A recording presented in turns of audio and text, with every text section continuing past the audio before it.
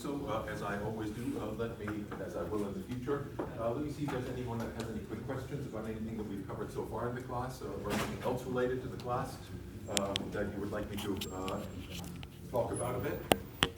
If not, then I'd just like to remind you briefly that I will be starting every class with an opportunity for you to ask questions about the readings, about the previous lectures, or about anything else that's related to the class. The reason that I mention that at this point is to encourage you in your preparations for the class to just take a few minutes at the beginning of class or before class to look over your notes from the previous week, just to remind yourself that if there's anything that you would like me to look at into in a bit more detail or to clarify, that you can bring it to my attention. And again, please don't be shy in that regard. If you raise your finger to your hand and say, hey, there was this concept that you were talking about last week that I really didn't feel I had a complete understanding of, could you go over that again? Chances are there'll be a lot of other heads nodding, going, yeah, now that I think of it, I didn't really get a good handle on that either. So please do feel free to bring those questions to me. The other thing that I wanted to briefly reiterate as well is that this is a small enough class that insofar as I'm going over a particular concept or a particular idea or something along those lines that you find puzzling or that you would like me to expand upon, please don't feel that you have to wait until the end of class. Feel free to raise your hand and ask questions during the class as well. What I want to do today is to talk about the international context within which states act as one of the important background discussions that we need to have in order to meaningfully analyze the foreign policies of different states.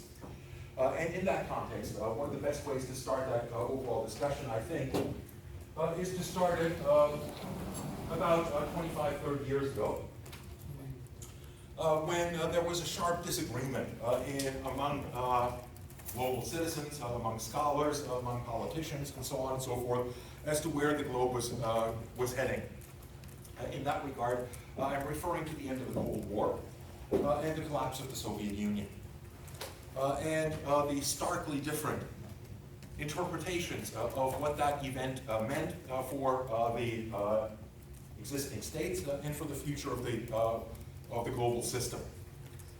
One interpretation, which was widely adopted by many, I would identify as, pardon me,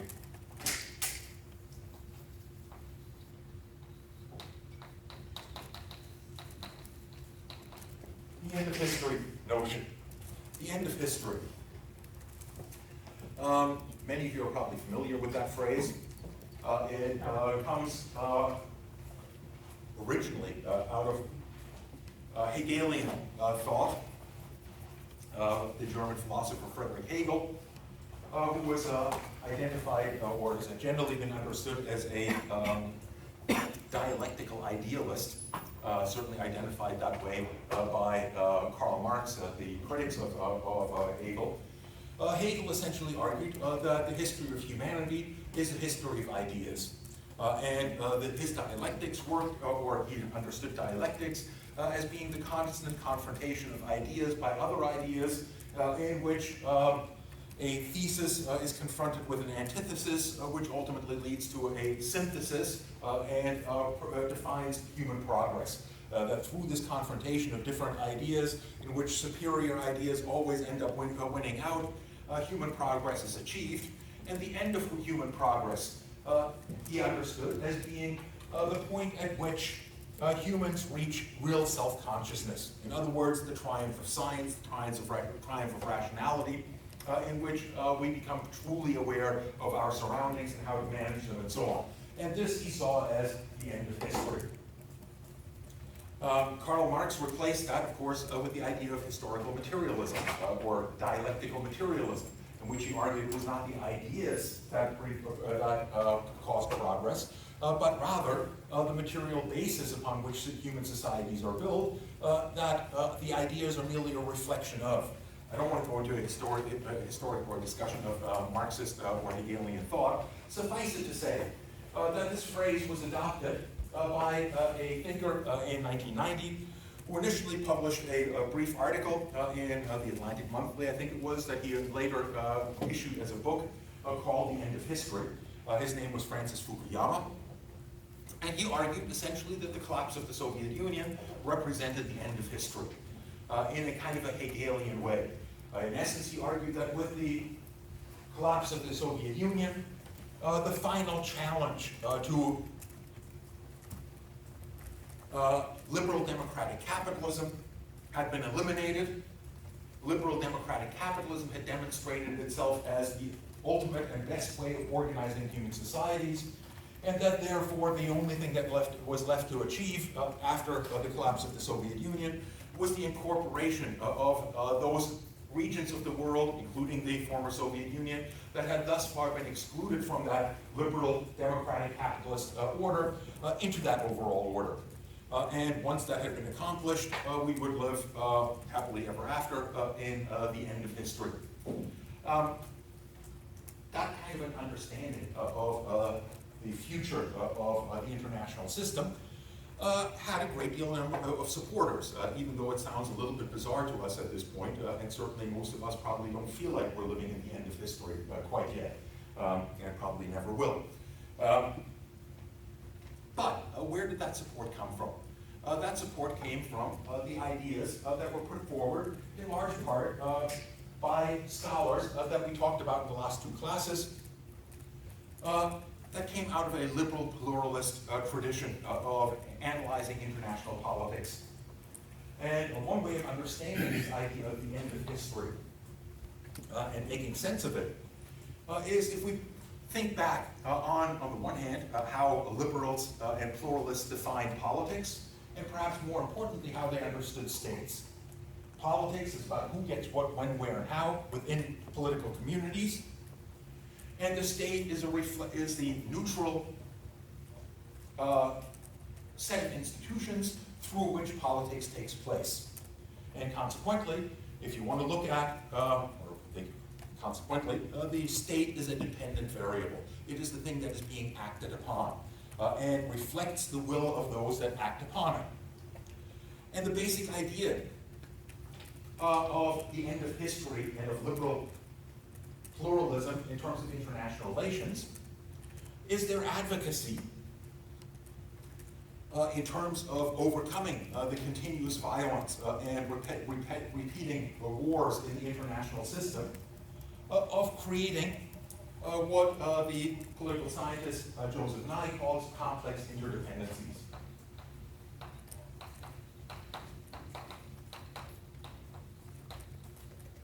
Complex interdependencies.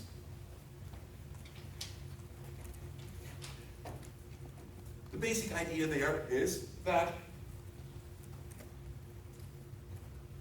the main problem that international relations scholars throughout history have tried to focus upon is eliminating or minimizing the amount of conflict in the international system.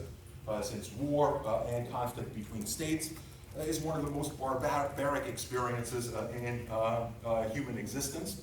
And certainly in the 20th century, that barbarism has been many times displayed in its extreme form, and has reached such extreme forms, given the development of weapons, that it threatens the ability of humans to survive on the planet. In other words, that wars have become, in the 20th century, intolerable because they threaten our very existence. And therefore, we have to change the international system in such a way as to eliminate the possibility of war. And liberal pluralists, for those of you that took Paul 114, you might remember our discussions of liberal and pluralist ideas, which we began by noting that liberal pluralists are largely optimists. They believe in human progress and the ability of humans to understand and deal with the problems that they face and to come up with rational solutions to them. And if the main problem is in the international system is the instability of it and the tendency toward war, how do we best deal with that? How do we best eliminate that possibility? Well, essentially, they argue, in sharp contrast to their realist counterparts, that the best way to do so is to enhance cooperation between states. To enhance cooperation between states. Insofar as states cooperate with each other, the citizens of those states will reap the benefits of that cooperation in the form of higher standards of living. And consequently, will want to continue that level of cooperation and consequently be resistant to the idea of conflict with their neighbors and with other states. What kind of cooperation are they talking about? Well, first and foremost, states cooperate by doing what? Trade. In economic terms, they cooperate when they trade with each other. When one state realizes that it's not particularly good at producing a certain category of goods, and that it would be better off if it specialized on producing those things that it is good at producing, and importing the things that it is not good at producing from those countries that are better at it. By not wasting resources on producing things that the country is not particularly good at, and putting those resources into things that they are good at producing, their overall wealth will increase. And the overall wealth of their trading partners will likewise increase. And consequently, both countries will have interest in continuing that relationship. And that relationship will have further benefits. One of those benefits is that as states trade with each other, they have to develop various kinds of institutions to facilitate that trade, such as exchange rates between their various currencies, such as regulations for that trade, regulations for the productions of various things, and so on and so forth. And that will enmesh them in a relationship of increasingly complex interdependencies. And those complex interdependencies are positive, not only by virtue of the fact that trade will involve them and enmesh them in further and further kinds of relationships with each other, but also by virtue of the fact that these interactions will build trust between states and interconnections between states, so that the relationship between states increasingly resembles the relationship between different regions within states. And international conflict within that context will become less and less likely. Remember, the state in this understanding of politics is a dependent variable. If every citizen within a state rejects the idea of warfare and instead promotes the idea of cooperation with their neighbors, states, it is argued, will reflect those orientations of their citizens, especially if they're democratic states, of course. And consequently, with the rise of wealth, the rise of education that goes with that, the rise of democracy that is generally understood by liberal pluralists as being a side product or a similar development based on economic and other social forms of development. Ultimately, humans will be increasingly governed by democratic states with free, liberal economies that are heavily dependent on trade, on cooperation between states, and in that kind of an environment, ultimately conflict will become impossible. And therefore, we will be sort of at the end of history. Conflict will be eliminated. To a certain extent, you can understand this perspective, or you can understand certain developments in international politics through this development. One of the best examples of that is the relationship, the emerging or changing relationship between the United States and China, which I would argue from the 1970s on, really from the 1960s when Richard Nixon first, quote unquote, recognized China, it was based on this basic understanding that the best way to make sure that China and the United States do not have conflict with each other was not to confront China and isolate China and force it into a corner, but rather to engage with China. To engage with China both in terms of politically recognizing it, but more importantly in terms of increasing trade with it. And increasing trade in turn would allow China to increase its level of wealth, to gain access to various forms of technology, which would in turn increase the standard of living of the Chinese population, which would in turn increase the level of education among the population of China. And as Chinese citizens became more wealthy and became more well educated, they would reject the authoritarian system that governed them in favor of a liberal democracy more similar to that of the United States or Great Britain or their Western European counterparts. In other words, that this engagement with China would ultimately produce a regime change that would recreate China in the image of the United States. and consequently, they endorsed open trade with China, endorsed as much investment on the part of Western companies in China in order to transform China and its economy and so on, with the faith that this would ultimately transform China. And result in China becoming a responsible member of the international community, integrated into the World Trade Organization, integrated into the United Nations, and so on and so forth, and therefore lead to greater stability. Obviously, not everyone in the social sciences bought into this rather optimistic vision, and certainly realists did not buy into this optimistic vision of things. But what it does illustrate is one aspect of how the international system was seen in the aftermath of the Cold War, and that has persisted, I would argue, to a large extent as the dominant way of viewing the international system until well into the Obama administration.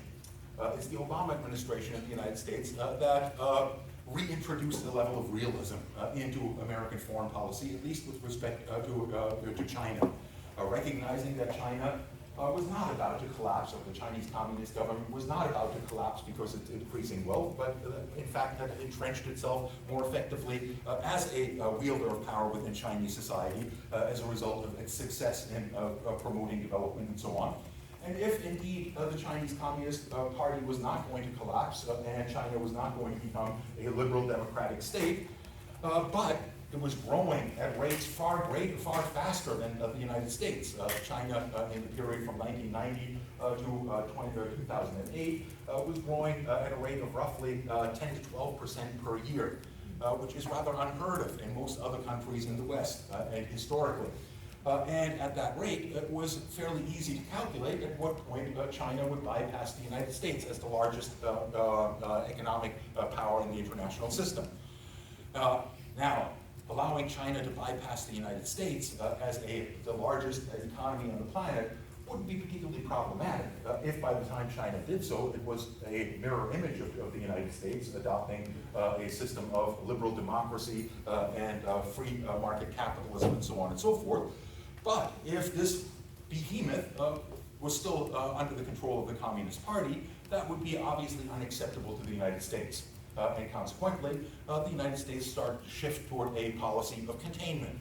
That policy of containment initially took the form of the Trans-Pacific Partnership, in essence an attempt by the United States to draw its East Asian allies into its orbit and drive a wedge between them and the Chinese economy, largely by excluding China from that Trans-Pacific Partnership. Under the current Trump administration, it has taken a much more virulent form of containment of China, of which, well, we'll talk a great deal more as we move forward, and of which obviously the trade war is the first example. Whether the United States will ultimately triumph in its trade wars with China is still very much an open question. And at the moment, it seems to point very much in the opposite direction, that China is faring better under the current circumstances than the United States is. And that might well have bad implications for Donald Trump's attempts to get reelected and so on. We'll talk about that in a bit more detail. Suffice it to say that realists tended to view this end of history idea as wishful thinking. Realists, for the most part, argue, and we'll talk about that in a bit more detail as we move forward, that this rosy image of the future of the international system was contrary to the lessons of history and contrary to any realistic understanding of how politics works and how the international system worked. In essence, realists described the situation in 1990 not as the end of history, but as the unipolar moment.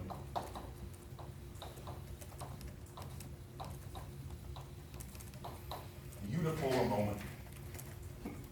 Why the unipolar moment?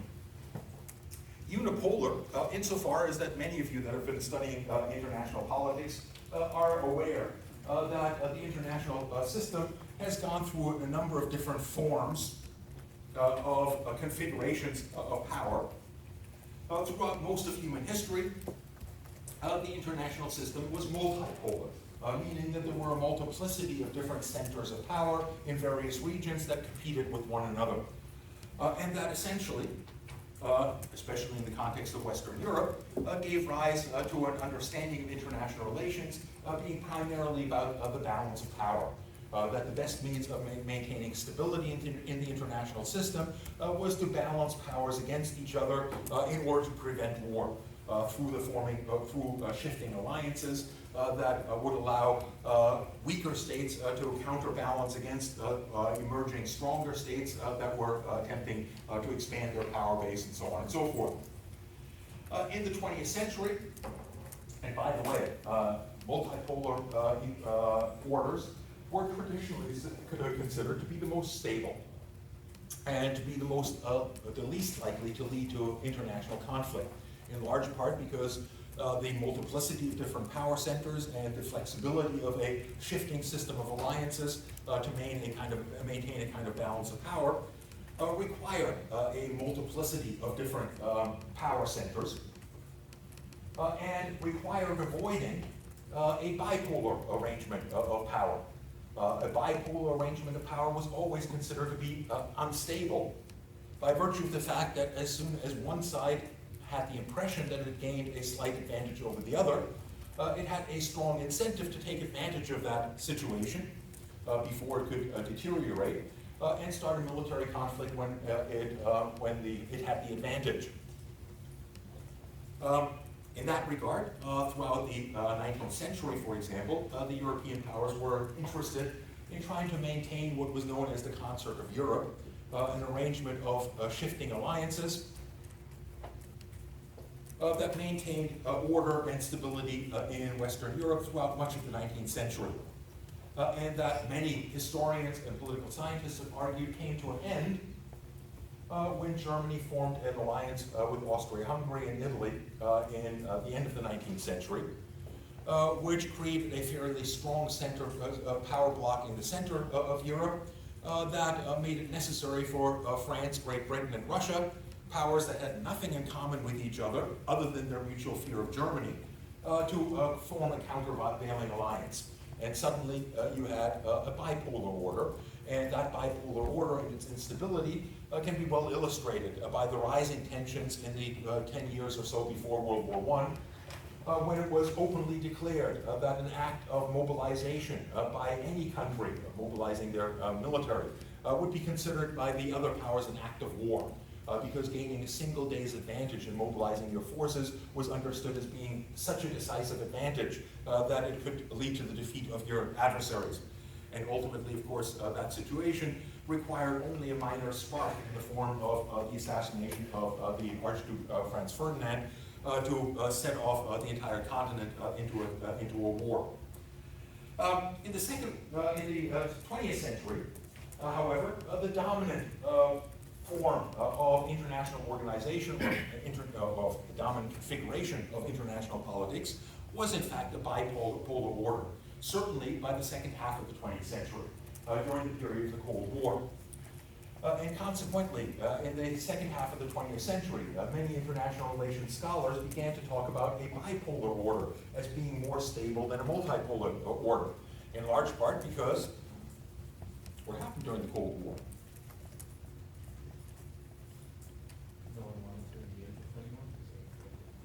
A war never took place, and many argued that this was because of the nature of the balance of power between those two poles, although I would argue that it had a great deal more to do, not so much with the configuration of power between two superpowers that kept each other at bay, and a lot more to do with the enormous destructiveness of the weapons that they possessed, that essentially made a war between the United States and the Soviet Union unthinkable, even to the leaders of those two states, and consequently led to a situation in which both sides, whenever conflicts arose, had a powerful incentive to de-escalate those conflicts and avoid a superpower confrontation. Certainly there were conflicts during the Cold War, and even conflicts between allies of one and allies of the other, but even in those situations, the superpowers themselves did their best to maintain stability and to stay out of them. in large part because an escalation to a nuclear confrontation would ultimately end life as we know it on this planet.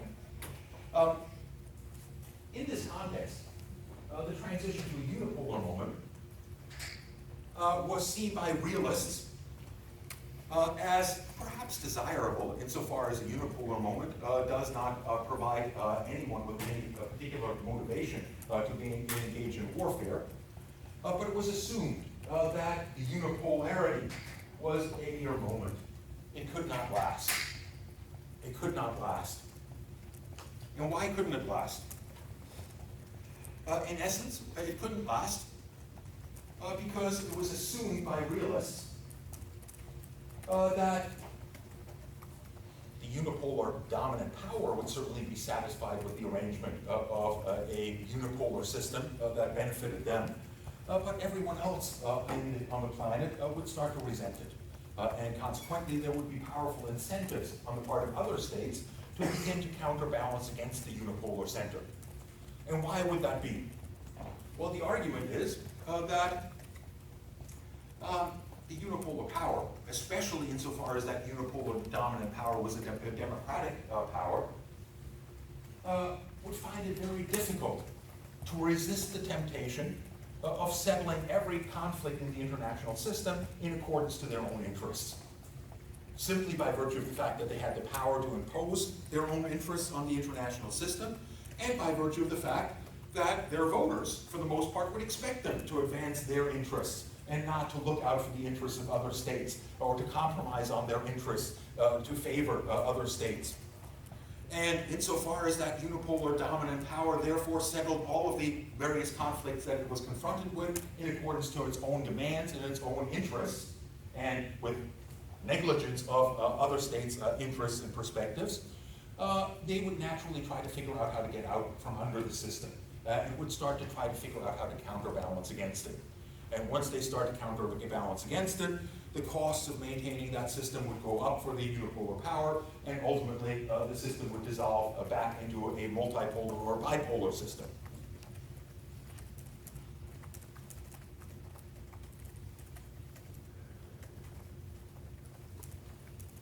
We'll talk about this in a bit more detail in the next few minutes.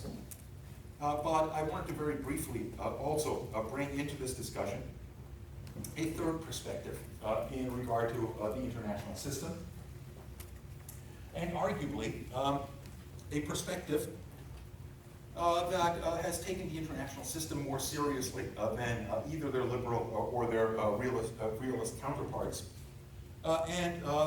In this regard, I refer to what has become known as world systems theory. World systems theory was first most effectively articulated by a scholar who just passed away last week, actually, Emanuel Wallerstein. And Emanuel Wallerstein wrote his book, The World System, in large part as a response to liberal pluralists and their understandings of development. Liberal pluralists, in keeping with some of the points that I made earlier, argued that human societies were all in the process of developing. One of the core concepts of liberal pluralism is the idea of progress, the idea that human societies evolve from relatively primitive societies through various stages to ever more complex and more advanced and more sophisticated societies, culminating ultimately in the development of liberal democratic institutions and capitalism and industrial societies. And they argued essentially that certain societies, and by the way, Karl Marx to a large extent adopted the same basic image of the stages of economic development, and for the most part argued, for example, that colonialism, the British capture of India, was a positive thing, because It undermined the primitive institutions that prevailed in largely agrarian India and introduced modern scientific principles and ways of organizing the economy and so on, and therefore would propel India into a modern state that would become democratic and would meet the needs of its citizens to a greater extent and so on.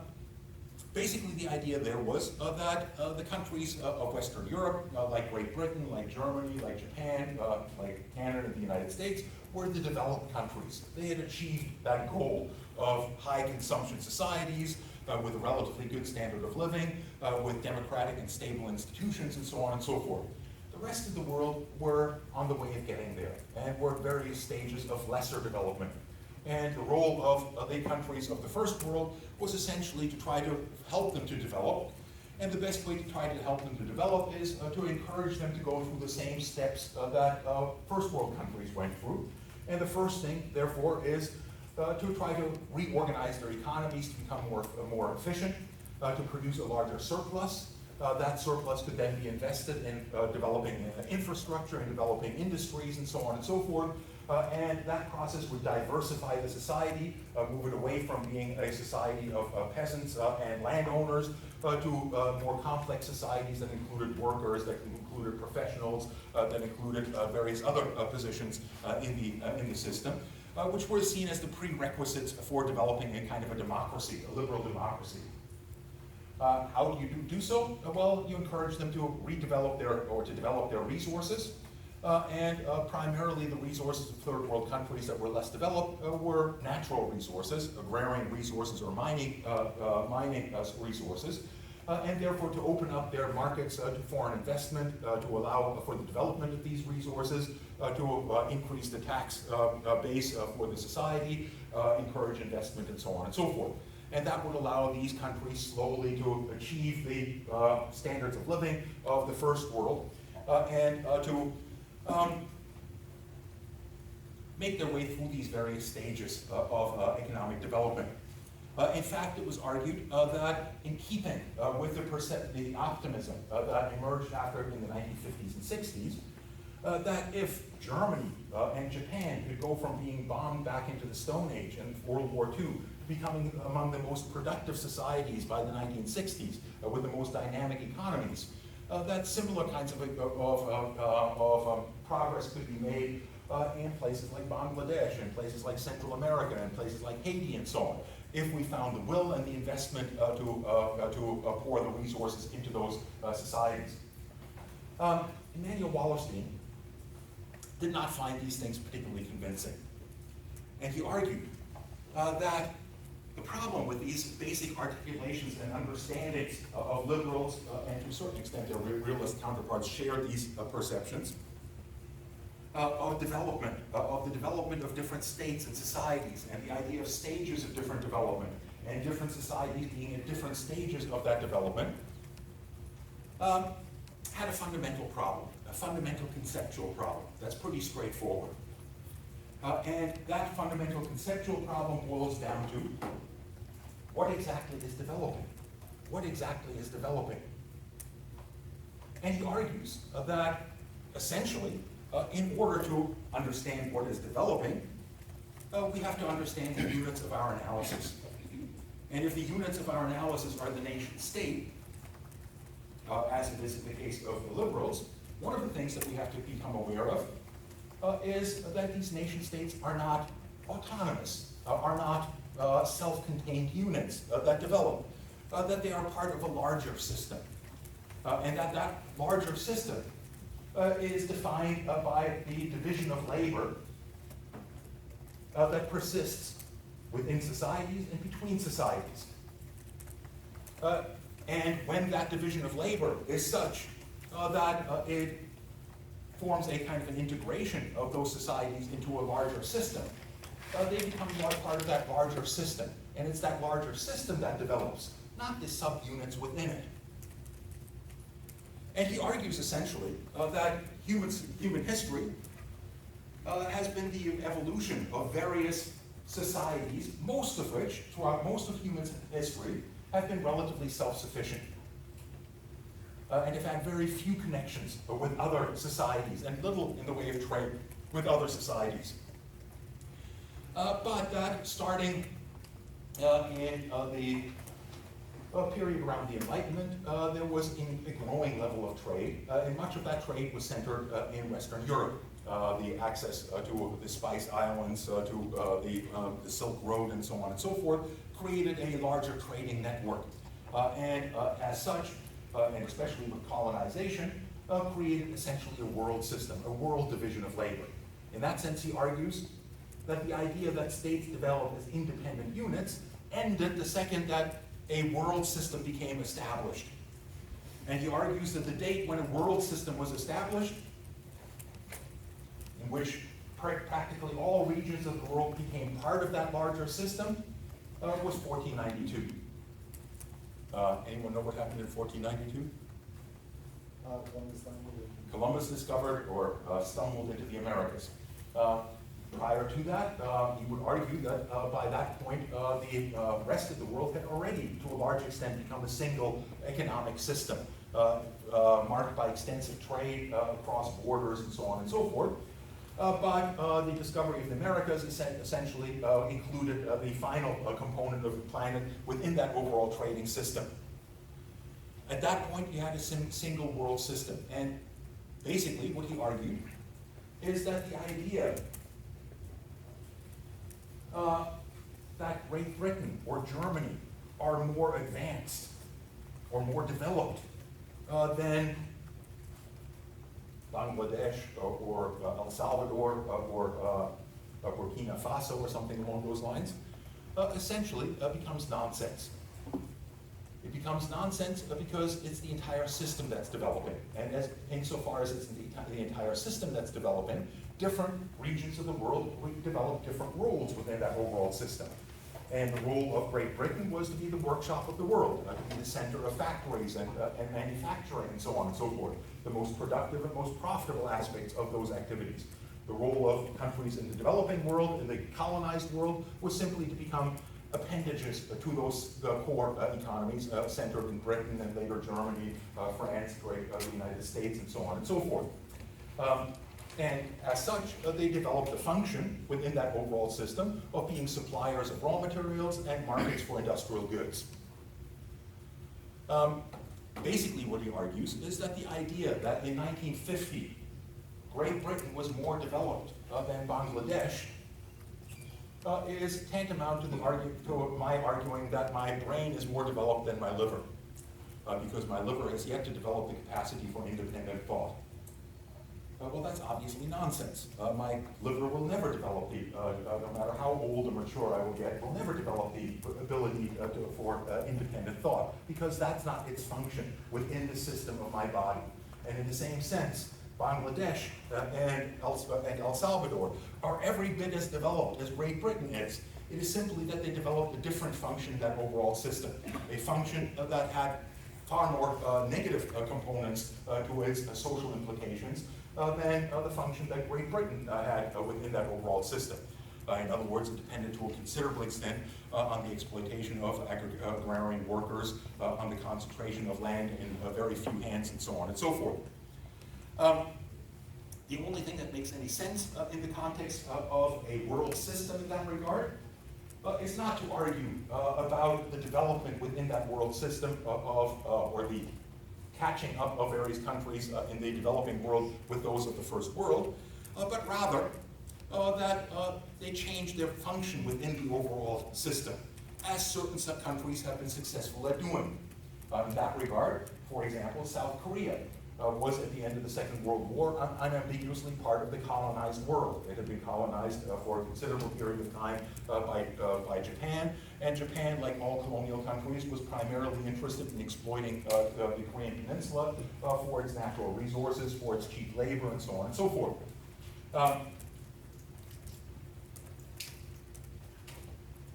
South Korea today is, to a large extent, considered a developed country.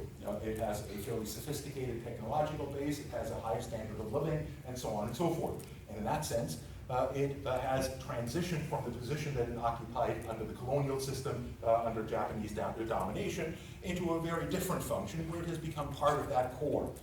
But the fact that South Korea has been successful at doing so does not necessarily mean that this is possible for every other country in the developed world. They can't all be developed. The system overall is still one of exploitation, of some regions being the more exploited components and others being the exploited. We will certainly look at that aspect of dependency and the constraints that it imposes on actors in the international system in terms of their foreign policy in much more detail when we look at when we get into the second term and we look at certain countries in the developing world and their foreign policies. In particular, we'll be looking at Venezuela, Turkey, and India that fall into that category. But we'll also, of course, be looking at China, which also came from that basic perspective in very complex circumstances. Let me return to this discussion of the international system and the idea of unipolarity as opposed to the end of history. I presented it as a kind of a stark dichotomy. On the one hand, the idea of the end of history and the more positive image of a global system based on trade and cooperation and the expansion of international institutions to facilitate that trade and to facilitate that cooperation and therefore a more peaceful and harmonious world system. And we counterbalanced that against the idea that this was largely illusion, that the dominance of a single state would result to the hyper-exploitation of that state of its power, and therefore growing resentment against it, the attempts to counterbalance against it, and to try to get out from under that unipolarity, all of which entails considerable conflict and the possibility of war, especially insofar as the unipolar power wants to resist the attempts of various states to get out from underneath their dominance. And we certainly see that with the various threats of war that have been issued, in particular by the Trump administration. Although Trump is an odd character insofar as that he came into the White House pledging, like most other presidents previous to him, not to get involved in wars, let alone unnecessary wars. But he's probably threatened more often than any other president that I've known since coming into office. But so far has not pulled the trigger. Let's hope that it stays that way. The fact is that realists have had to come to grips with the fact that the United States remains the unipolar dominant power and remains a power that has or possesses what they themselves call full spectrum dominance and has committed itself in its national security strategies to maintaining that full spectrum dominance. Full spectrum dominance refers to the dominance of the United States in every category of power that counts. Economic, military, and so on and so forth. Within the military, when they talk about maintaining full spectrum dominance in the United States, it means not so much an emphasis on economics and so on, but the intention of the American military to maintain their dominance in every category that's relevant to military power. Meaning that the United States will remain dominant on air, land, and sea, and ultimately in space and cyberspace and so on and so forth. There is little reason to think that the United States at this point does not enjoy that full spectrum dominance.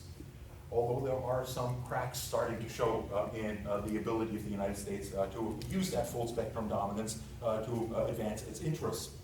And there are some scholars, such as Alfred McCoy, for example, that suggest that the full spectrum dominance of the United States is somewhat more apparent than real. In other words, that the United States certainly is dominant in all of these categories of power. But the reality is that a unipolar dominant power has to be in a position to defend itself against every single potential threat that it might face. And an adversary only has to find one weak spot in order to overcome all of that. And in that sense, the level or the sense of security that the United States may think it enjoys, given its full spectrum dominance, may be more apparent than real. This is something that the Saudis discovered, rather unfortunately, over the last couple of weeks, over the last weekend in particular, that despite the fact that the Saudis have spent, or the third biggest military spender on the planet after the United States and China, and certainly spend much, much more in their military than any of their neighbors, they were attacked and given a black eye by a collection of fairly primitive drones and explosive devices that bypassed all of their defenses. In that regard, it demonstrates that sense of security is sometimes not as real as it would appear. In that regard, the liberals, the realists have had to acknowledge that the United States unipolar moment has lasted a fair amount of time and does not show any real signs at the moment of coming to an end. So they've had to reconceptualize this idea of the moment. It clearly isn't just a moment. And one of the discussions that has emerged out of that is the question of hegemony.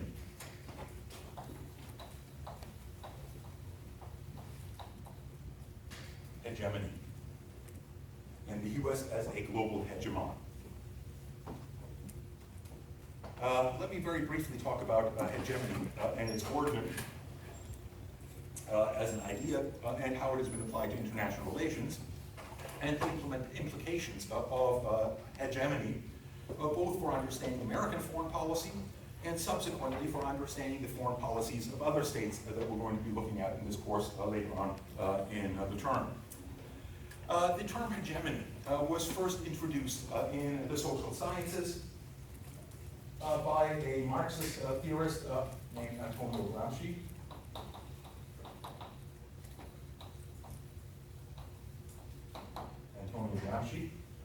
An Italian Marxist who wrote his only major book in prison, thus it's called the Prison Notebooks, when he was arrested by the powers of Mussolini and thrown into jail, and apparently wrote most of that book on toilet paper and smuggled it out of his cell and so on and so forth.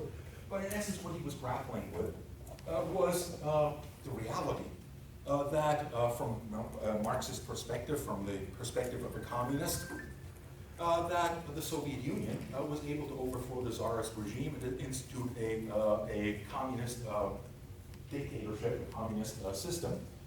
And yet, despite the fact that Marxist theory would have suggested that such a change should have occurred not in a backward country like Russia, that had never even experienced any aspects of capitalism, but should have happened in the most advanced capitalist countries, where an extensive proletariat, in other words, working class had developed, that extensive working class had formed into unions. Those unions had extensive commitments to the Communist Party and to transforming their societies, and yet countries like Italy, Germany, Great Britain, France, the United States, and so on, seem to be immune from revolutions, and insofar as revolutions were taking place, they were taking place in places like Russia.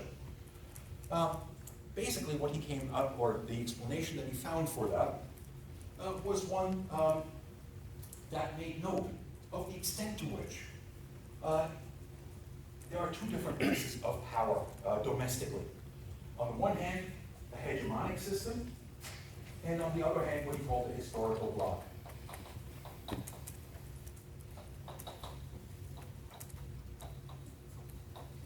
You don't have to remember all of the Marxist lingo in this regard. Suffice it to say that he argued that one of the misperceptions among social scientists in particular is to misinterpret the signs of authority and power that are evident in authoritarian governments as real, and to not recognize the far greater power that is wielded by the elites in countries that don't need their military or their police forces to keep themselves in power. And the reason that they don't need their police forces and their military to keep themselves in power is in large part because they are part of a hegemonic system in which the lower classes, those that are dominated within it, for the most part have adopted the value system of those that rule over them. And consequently are not so inclined toward revolutionary activity, are more inclined toward reformism and so on and so forth, and in situations of crisis are prone to throwing their support behind movements like the fascist and populist movements of the 1930s that ultimately resulted in the rise to power of people like Mussolini and Adolf Hitler, and that arguably have resulted in the rise to power of people like Viktor Orban and so on in Hungary, and let's not mention Donald Trump in that context quite yet, although now I have. Suffice it to say, he argued that in large part, what creates a more stable system in these societies that could be described as a hegemonic system is consent. In other words, that they are largely based on a consent on the part of, implicit consent on the part of the majority of the population that views the institutions within that state as largely legitimate. Now, I don't want to concern myself too much with Gramsci's notions. Suffice it to say that this same basic distinction can also be applied to the international system, and indeed has been applied to the international system by realists as well as members of the liberal and pluralist groups to make a distinction between the notion of unipolarity on the one hand and hegemony on the other. Unipolarity, as the article on your reading list that I posted in the Quercus site defines it, is based on material observation. You either have unipolarity or you don't. In other words, I'll read you the criteria of unipolarity that Lane elaborated. The 5 characteristics of unipolarity are that the country in question has a dominance in raw hard power, meaning military power. Secondly, that it is economically superior to all other actors in the international system. Thirdly, that it acts in its own self-interest to guarantee its security as well as its economic dominance. Fourth, that it is the only great power, in other words, unipolar. And fifth, that it has the will to impose order on the international system.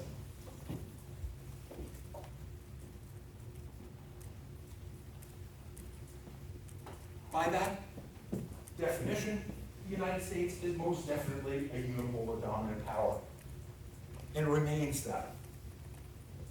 The question is it also a hegemonic power? And in the context of international relations, a hegemonic power implies something more than simply unipolarity. It implies, in essence, to a certain extent, like its domestic counterpart, consent. Consent on the part of large numbers of the lesser powers in that system to the dominance of that unipolar dominant power. And that brings us to the question of how can that consent be obtained by a unipolar power, dominant power. And in this regard, we touch on a body of literature, and again, I could spend hours on each of these, and I'm sure you're not interested in hearing all of that, and we want to get on to the real subject of this course, which is the Comparative Foreign Policy by various states. What's called hegemonic stability theory.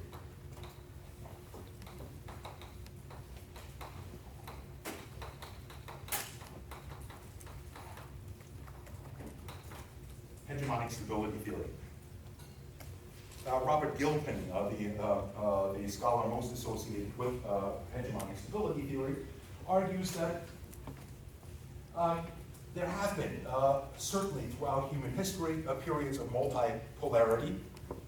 And even during the 19th century, that period when I talked about the concert of Europe and the multiplicity of different power centers in Europe and that shifting system of alliances that turned out to be rather stable, Gilpin argues it wasn't the multiplicity of power centers and the shifting alliances that guaranteed the security and the stability in the 19th century. It was something entirely different.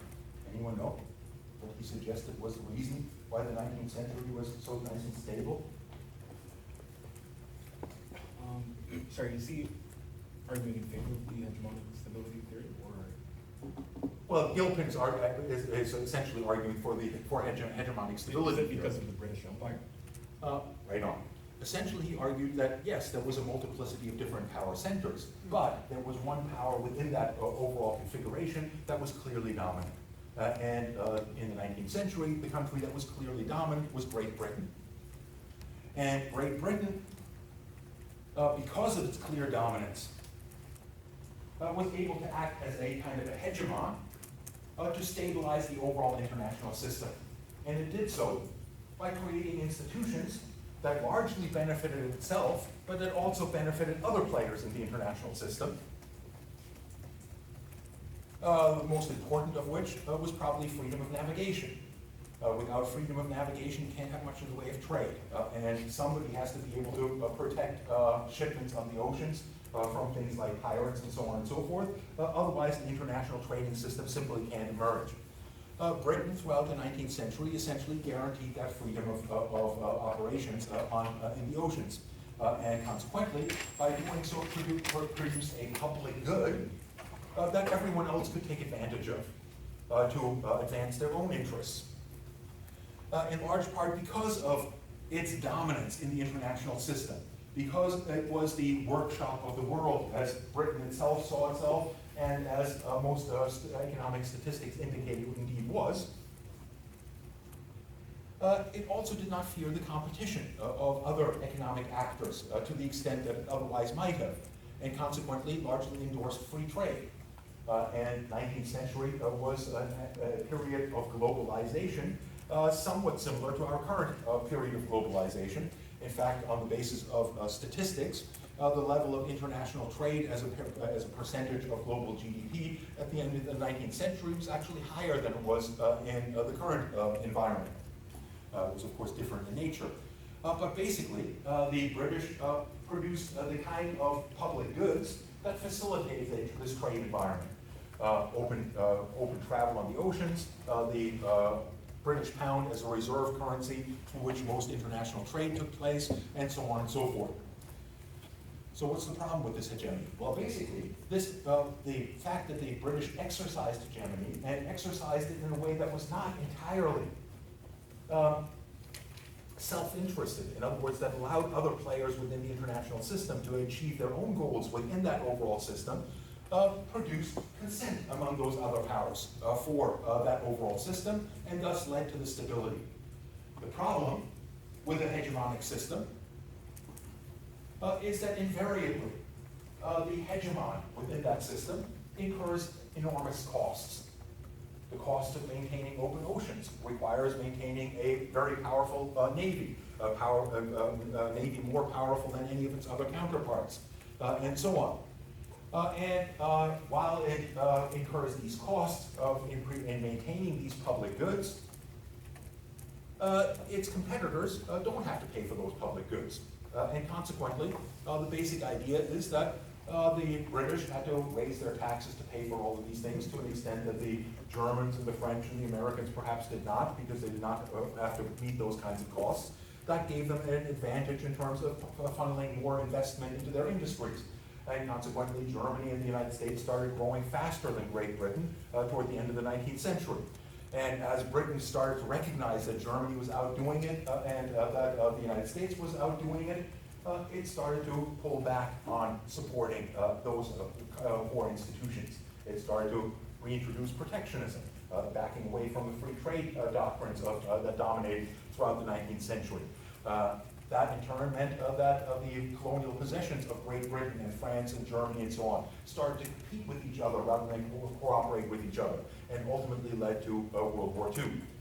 In that regard, again, realists and those from the perspective of hegemonic stability theory would argue that since the Second World War, the United States has to a large extent been the hegemon in the international system, first in the West, to the exclusion of the Soviet bloc, and since 1990, essentially on a global scale. And that dominance, that unipolar dominance, does not necessarily have to be short-lived. Whether it is short-lived or not depends very much on the behavior of the hegemonic power. If the hegemonic power uses its dominance in order to create a set of institutions that are viewed as legitimate by the rest of the international system, and acts in accordance to the rules that it itself creates and so on, it will likely get the consent for that hegemony from much of the rest of the world.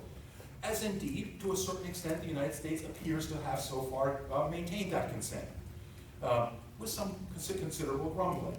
So far, none of the European powers, so regardless of the extent to which they've been kicked in the teeth by the Trump administration that has imposed tariffs on their products, or Canada for that matter, that had tariffs imposed upon it on the claim that steel imports from Canada represented a national security threat to the United States.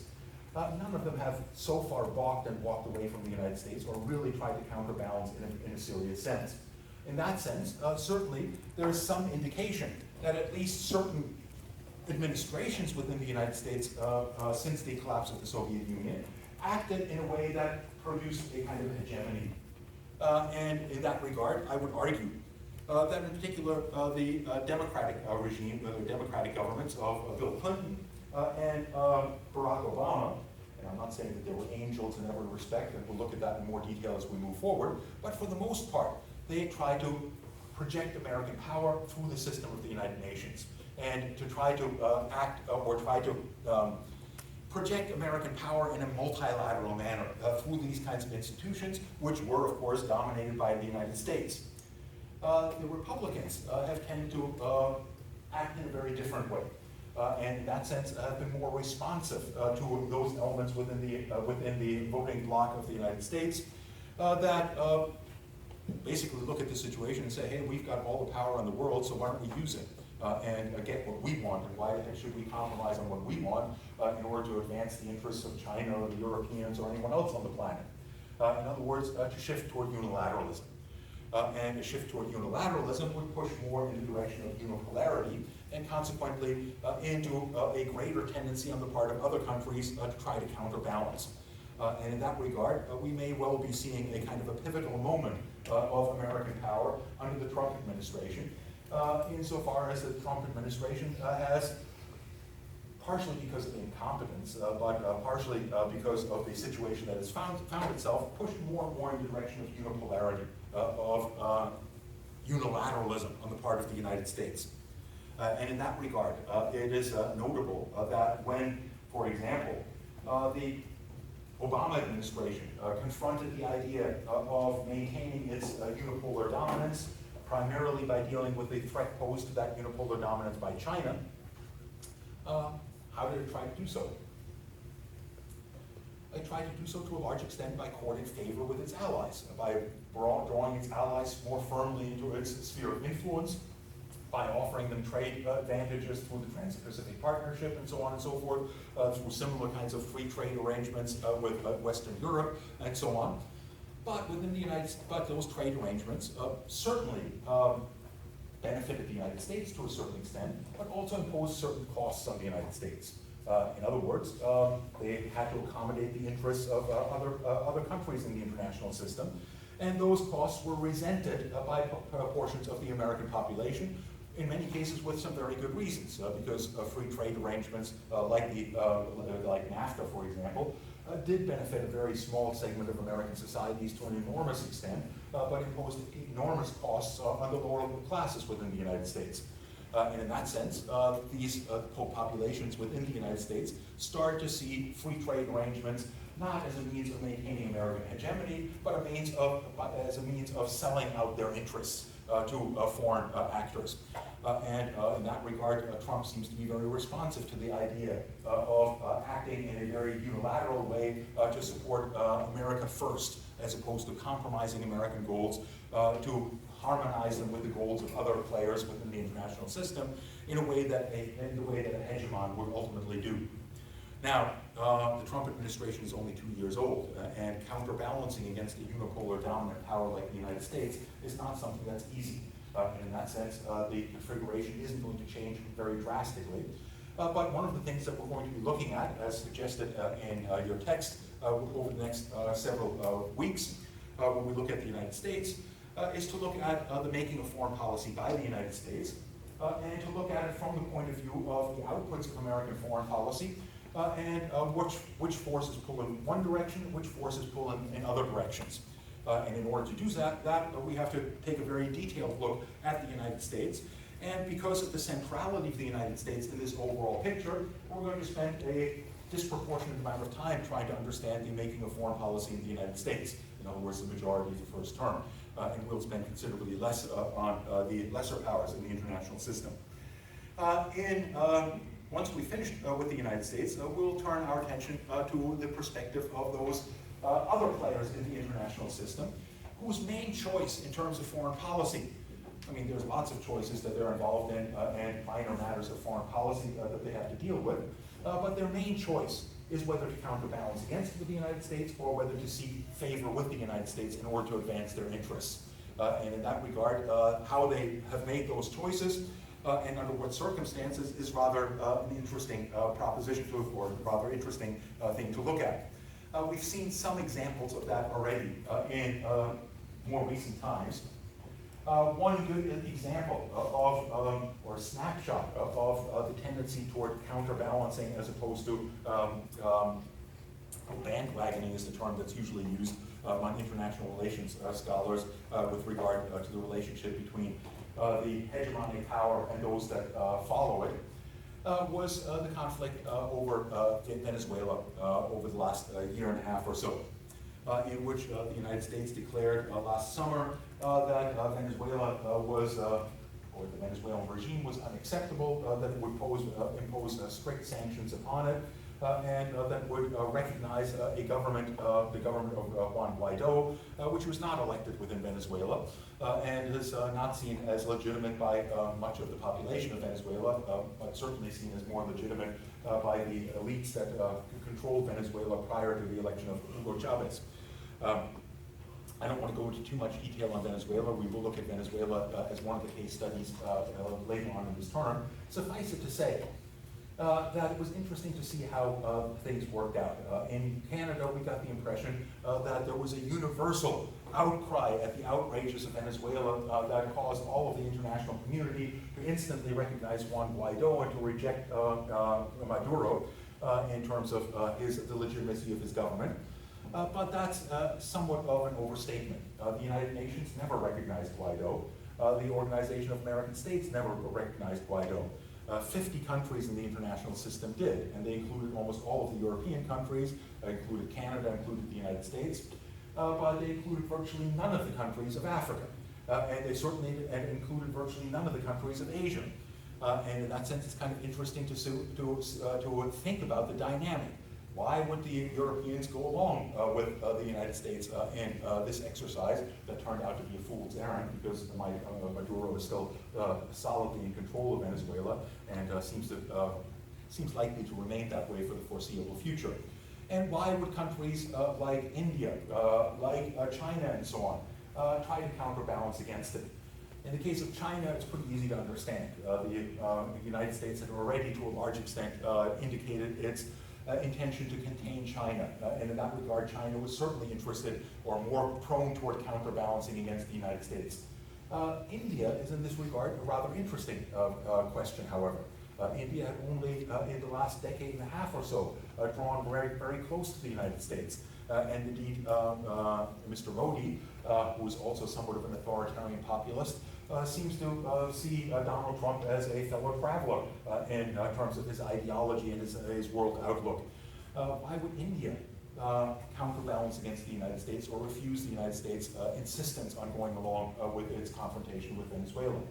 I don't have easy answers to that, but this is essentially what we're going to be looking at over the second term when we look at the responses of various countries in the international system, both in Western Europe and elsewhere, to the unipolarity, unipolar dominance of the United States. Let me leave my discussion of unipolarity in the international system at that. It's now 6:23, and I have somewhat of a tendency those clocks are slightly long. I have somewhat of a tendency of falling behind my lecture schedule over the terms, and consequently I would be very happy to jump into our next topic for the next 20 minutes and start to talk about American foreign policy. But I also recognize that that might be a fool's errand, that might be a waste of time, because I probably have to repeat all of that at the beginning of the next class. So let me once again very briefly take a poll about this matter. How many of you would prefer to end our lecture at this particular point, and how many of you would prefer to continue on with an introduction to American foreign policy? How many of you are getting hungry and want to go home? Okay. I think it's probably foolish for me to move forward. Let's call it a day for today, and just let me encourage you not to expect to get out this early every time over the next couple of months, but on this occasion we'll make an exception. Thanks for your attention, and let me see if there's any quick questions about anything that I've mentioned so far. If not, we'll see you next week, and we will take up the making of American foreign policy.